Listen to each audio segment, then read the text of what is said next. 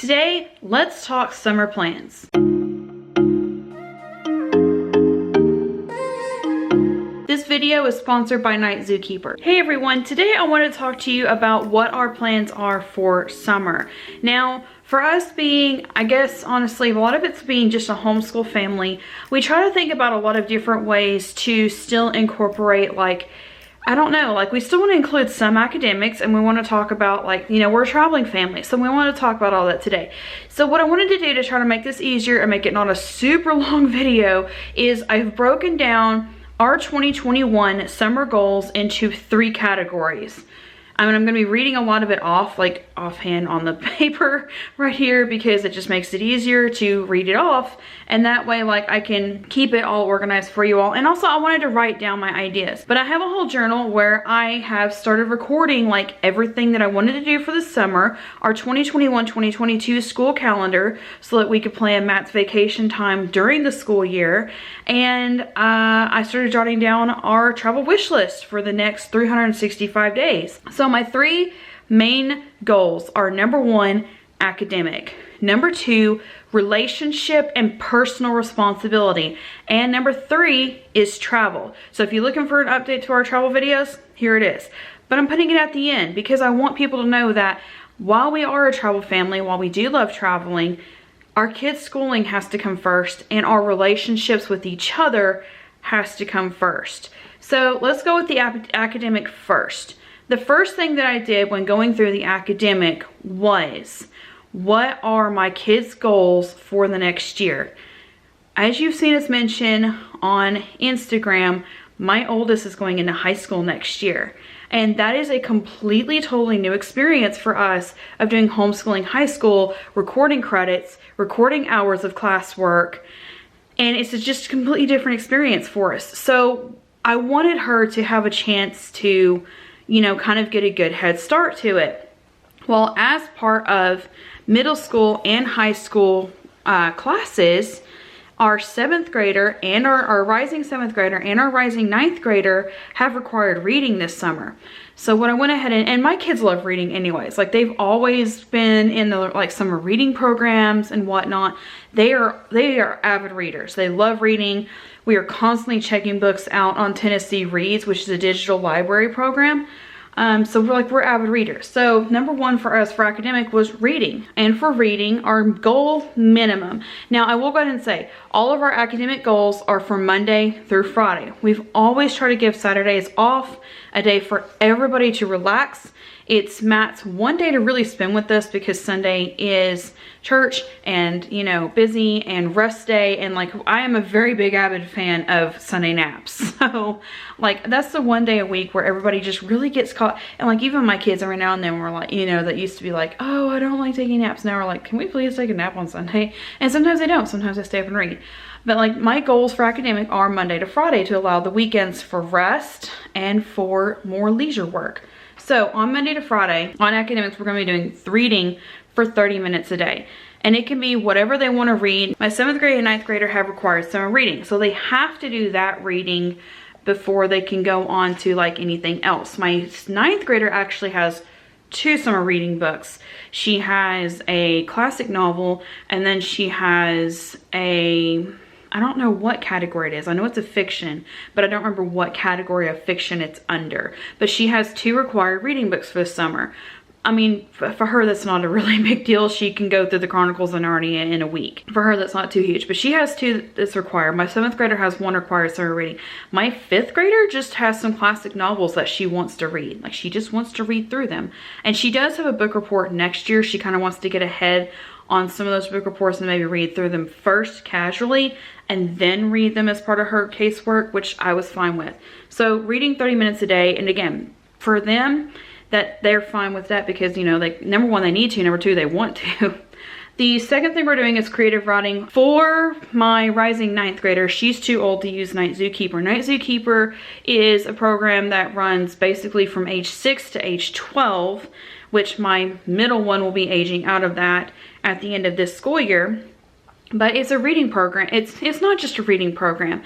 It is a reading, creative writing, and ever since they contacted us to try out the program, I have fallen in love with it. One of mine absolutely does not like doing writing projects, and now she does. She loves it because she creates a character to go along with it, which again is why Night Zookeeper sponsored this video. So one of our goals for the summer is my kids are going to be doing, my rising 5th grader and my rising 7th grader are going to be doing Night Zookeeper 30 minutes every single day. And like, they asked to go on it. They love to go on it. But it's not just like for the games and stuff. Like, I don't let them just do that. I do require that when they go on Night Zookeeper, there are writing projects. Each week there's a new creative writing prompt that the kids can opt to do. They can draw a character to go with it. So I do require them to do a creative writing project on there once a week. Other than that, they can do the adjectives games. They can do the word match games. I love the adjectives game because it's not like what you would think. It wouldn't be like happy, sad. Like, they actually do some advanced adjective matching in there, and I love it. Thank you, Night Zookeeper, for sponsoring this. And again, my kids love the program. If you want to check it out, there'll be a 50% off an annual subscription code in the link below, and let me know if you try it out and absolutely love it like we do.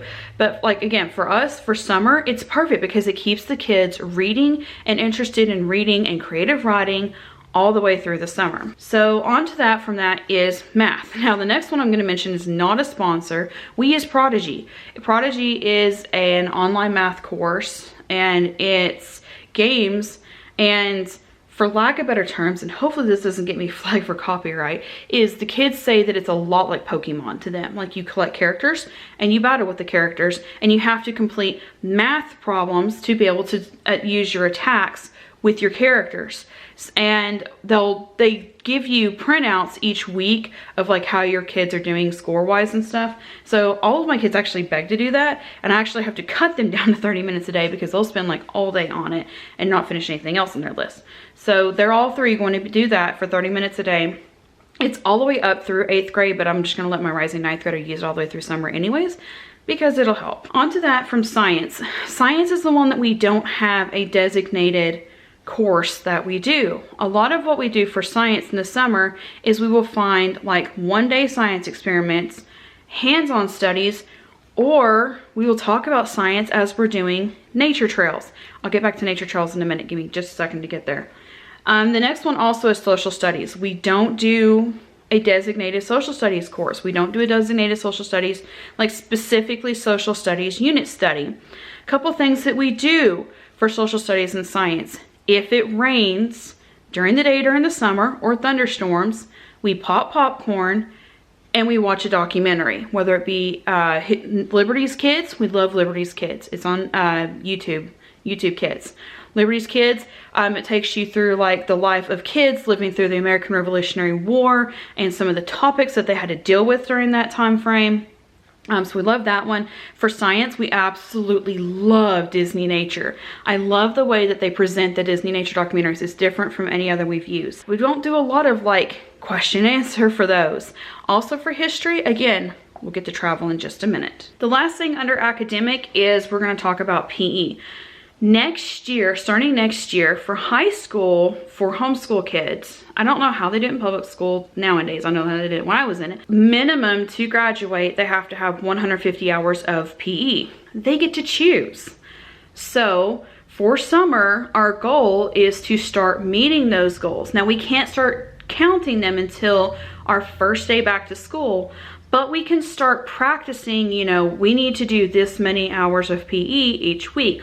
So very minimum, Monday to Friday, if it's not raining, we're gonna go outside for 30 minutes. You've seen a video, I'll try to link it in the cards above. We have stuff that we buy just for PE that we do outside. We also are going to, starting this summer and carrying through the school year, because we're gonna have to, we're gonna start doing weekly days where we go out and designate deliberately doing like nature trails for PE and whatnot. But I'll get to that like beginning of the school year, how we're gonna tie all that in. For summer, we are doing 30 minutes outdoors every day. If during our normal like outdoor time, if it's raining, thunderstorming, we will stay inside and practice doing like warm-up stretches and just like, you know, indoor exercise things. Or like we actually possibly can in our house do like a mini indoor obstacle course. So we'll figure it out. But on days that it's not raining or weeks that it's not raining, we're planning on taking a nature hike at least once a week. And we're going to take you along as well. And we're going to take you to some of the newer destinations that we've never been to. We live in the foothills of the Smoky Mountains. There's like 10,000 walking trails in this area. We're going to take you along to some new ones. So the second category that I mentioned was relationship and personal responsibility. This one's a short list because you've seen us everyday videos of how we talk about how, you know, we maintain relationship with each other, with Matt and I between each other as a married couple, relationship with our kids, and how we talk about personal responsibility with our kids. How do we maintain that through the summer?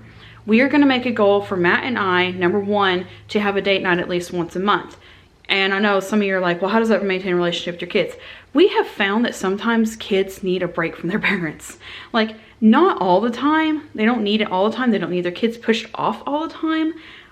But I mean, I'm not, and some parents, like, you can't help that. And I feel for you because I have friends that have to deal with that. I have a single mom friend and I feel for her because, like, she doesn't have that, you know, getting a break every time she needs one. But for Matt and I, we're in a position where we could be like, hey, kids go with grandma for a couple hours so that we can take a break and just have time apart. And we find that usually after those date nights, we have, you know, I don't know, we just seem to draw closer together as a whole family, and just he and I just reconnecting together as a married couple. So that's one of our goals, is that, and I know it's only like once a month, but it's still just, at least it's a starting goal. And honestly, with our schedules, that's pretty much all we can do, but it's still a goal. Relationship goals with the kids, we are planning on doing more one-on-one time. As a lot of you knew, beginning of 2020, our goal had been to do one-on-one time with each of our kids, do a solo trip for each child's birthday. Well, one of them didn't get that. And to kind of double down on that, we want to make sure all the kids know that they're not just like a group. They're not like, you know, a team all the time. They are still individual people. Yes, we want them to get along together as a team, but we also want them to know that they're individuals and they are loved and appreciated for who they are as individuals. So one thing that we're going to try to do is, even if it's just me and one of the kids, or just Matt and one of the kids, we're going to try to do at least once each month, because that way we could do like 1 week date night, 1 week one child, once, you know, 4 weeks in the month, 4 to 5 weeks in a month, 4 different nights, you know. So try to prioritize just some individual time. And it may just be like, hey, Matt, take these two, and I'm going to take this one. We're going to go to a craft store, get some stuff, and then come back and work on a project together. Or, hey, we already have the craft stuff. We're going to go in this room, work on this together, while you and the other two do whatever you want to do. That's pretty much it for our relationship goals. Because again, we already kind of feel like we're pretty on target with that. We just are trying to expand it through the summer and put it on our list so that we don't get to the end of summer and be like, oh yeah, we were going to do that, and then completely forget, because we're human, we forget. So the personal responsibility of the relationship and personal responsibility, the kids will be required to do their chore charts Monday through Friday. They all have designated chore charts broken down by age. Somebody asked me one time if I've ever written this down of like what I've done per age. No, I haven't. I just kind of, each child has been different, and then we've kind of just trying to brought you along as we do each child's, you know, as we pass 6 years of just like showing you how we, as each child, let them, you know, as they prove responsibility, give them more responsibility. Like my oldest now, I can leave her with just cleaning the kitchen, and she can make breakfast and lunches by herself, some dinner meals. So like I can give her that responsibility, but the youngest isn't quite there yet. So, and like the oldest was there at where the youngest is in age right now. But like, see, like each child's different. But I can trust my youngest to just go and take care of laundry for me, like dryer wise, like empty dryer, empty lint filter, all that.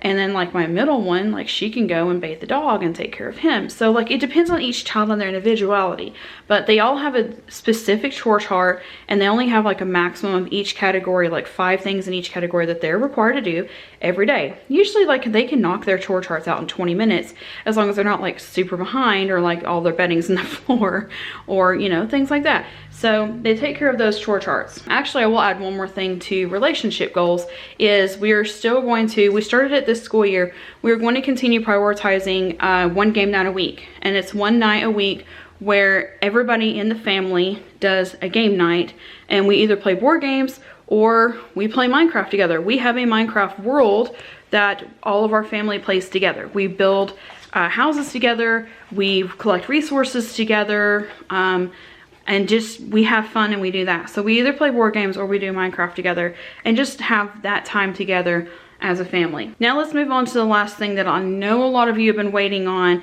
And like I said, it wasn't that I was trying to keep you, keep you going through the end of this video. It's just, I wanted you to know that, like, I want people to know that school does have to come first. While we love traveling and all of that, school has to come first. So I wanted to prioritize our academic first and then talk about relationship, which, I mean, those two kind of like are right even with each other of what, importance. So here's our travel plans. We actually haven't booked anything yet. We have not booked anything yet. We are waiting. This week we have a birthday, and we are waiting until after this birthday, and the person who usually, one of the two people who dog sits for us, had a family emergency. She had to go out of town. She's gonna be out of town indefinitely. And she's also the one that, like, if we take just one child, she keeps the other two here and dog sits and, takes care of the house for us. And she's super sweet about it. And she volunteers, and then we co-ride together whenever we go grocery shopping once a week normally. But I need to let her have that time right now with her family. We're not making any definite leaving the house plans until she can come back. We do have one other dog sitter if we all go together as a family. But again, we're trying to get through this week with the birthday we have. Then we're going to start sharing with you as we go of our travel plans, because one of the things that we do for our personal privacy is we don't always tell you, hey, we're leaving on this date, because we don't want that one creepo to be like, oh, hey, that's the day their house is going to be empty, which honestly I wouldn't try crossing my dog or any of my neighbors. And I have neighbors that, like, they know when we're going out of town and they watch our house for us. Like, they will, like, if somebody's in our driveway that's not supposed to be, they will come be like, hey, what's your name? How are you? So it's nice that we live in that kind of neighborhood where, like, I'm not worried about leaving, but I also don't give specific, these are the dates we're traveling. I mean, you can see, like, I'll post on Instagram when we're out of town sometimes, but like on Facebook, I don't. Or on Facebook or YouTube, I don't be like, hey, we're leaving on this date. But like, and normally, like, whenever I post hotel pictures, it's usually the day we've already checked out. So again, that's for our privacy. We just don't want anybody invading. Like, I mean, for Matt and I, it's like, we can handle it. I worry about my girls. I don't want people invading my girls' privacy. There's times that they don't want to be on video, and we respect that. So like, we try to do that. Anyways, enough of that. And most of you understand that. Most of you get that. You respect that. You're wonderful. I love my YouTube community because most of you are absolutely wonderful.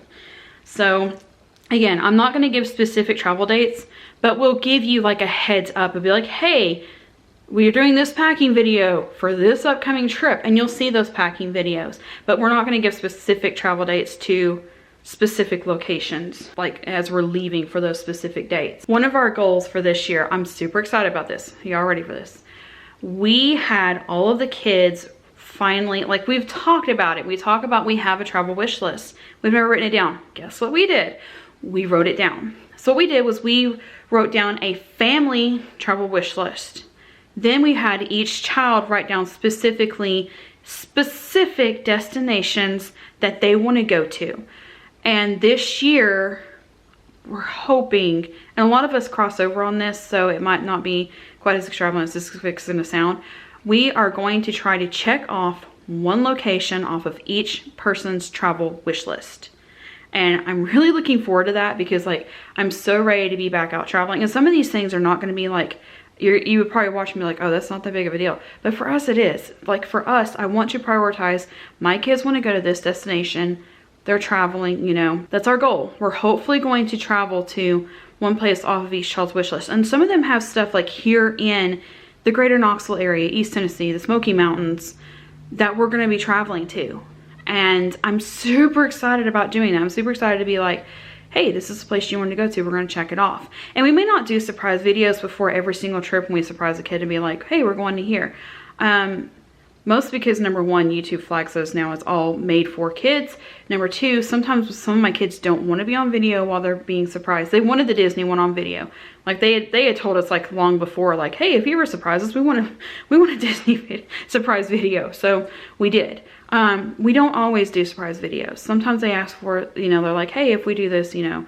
So we try to keep that in mind anyways. But we're not going to probably do surprise videos every single time. It may just be like, hey everyone, guess what? We're traveling. Or hey, here's an update to our travel map, or we're checking off each state that we go to. Or hey, we're packing today. Here's where we're packing to. So I will keep you up to date like that, but it may not be like a grand, you know, balloon surprise kind of videos. And it's, again, it's not that I don't want to. It's just, again, number one, my kids' privacy.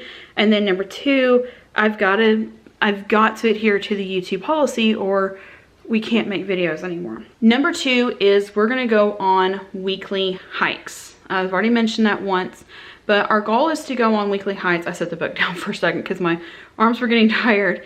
And like, I know I've been filming a long time, but like I didn't have time to get my tripod out because it's right in where the kids are doing school. I'm trying not to interrupt them while they're finishing up school for the rest of the semester. Yes, they're all doing so great and I don't want to interrupt them.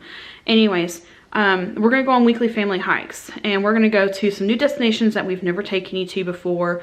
Some really cool ones like North Knoxville, West Knoxville, and then Smokies. There's some places in the Smokies I've never been and I've lived here my whole life. Well, actually I haven't lived here my whole life. There's places I've never even been to, but there's hikes we're gonna take you on. We're gonna try to take you along weekly. We're gonna try to do some more water places, swimming places, hopefully some overnight places. But we're probably gonna do a lot of day trips this summer. And it's gonna be a little bit more gas money than we normally use, but our goal is to just get out there with our family because time's ticking. My oldest is going into high school. We're wanting to get back out and travel. So we're gonna try to do some weekly hikes. The weekly hikes, I'm gonna go ahead and say, are probably mostly going, unless we do a specific on a Saturday. There's one hike that we're specifically doing with Matt because he requested that we do it together as a family. Other than that, they're probably gonna be the kids and me because I'm the one that works from home and Matt unfortunately doesn't get a lot of vacation time. So a lot of those will just be the girls and me, and we're gonna be going out to places in the Smokies and we have designated time to do that. And then last but not least, here's the big one. We're gonna prioritize one family vacation. That may be one weekend, like it may be a normal weekend, Friday to Sunday. It may be a long weekend. We have a destination in mind. I don't want to share it yet in case it falls through, but it might involve waves. I'm really hoping that it does. And it's not a definite, it's not an absolute definite, but hopefully our goal is to get to a family vacation, beach vacation this summer. And we'll update you as we go. Again, there's some things we're waiting on to fall into place before we can do that. And we're just, you know, waiting through all this. But again, we're super excited to just be able to kick off the summer and, you know, still prioritize some academic. It's not as bad as it sounds. Like, it really isn't. My kids get up at 7 o'clock every day, even if we don't wake them up. They're early risers. They love, like, we're the type of family, we can be on the road at 3 a.m. fine, because we love getting to destinations like right at check-in time because the pools are practically empty. I'm being serious. So every time we've tried that, the pools are practically empty. We get it in our room, change straight to the pool. It's so cool. Anyway, so we're early risers. So my kids are up at 7 a.m. so they can check off like most of their academic stuff in the first 2 to 3 hours of being awake, get their chore chart done, and then they've still got 6 to 8 hours to do whatever they want to do. So that's our list for this summer. Let me know what your specific list for this summer, what your goals are, and if you have any specific hikes in the Great Smoky Mountains that you want us to try, because we have a couple in mind that people have been suggesting. I won't say what, but one of them that was suggested to us last year, we're doing it. Like, we have it on our calendar to go do it, and it's gonna be one of the family ones with Matt with us, because I know y'all love Matt's puns. I know you all love Matt's puns, especially his travel puns. So we have a couple ones where he's going with us. If you have any suggestions, let us know in the comments below. Thank you so much for watching. Thank you for just being such a great community. You all are just so wonderful to us. and I'm not gonna let the few negative ones keep us down. Thank you just for just being so wonderful to us, especially while we were a couple of days off and on for a while we were getting my oldest ready for high school, changing over, you know, just getting ready for her to do that and doing transcripts and stuff, and, you know, weeks of communication with counselors and whatnot. And I thank you for being supportive of us as we were back and forth for a while. But thank you so much for watching, and we hope to see you next time.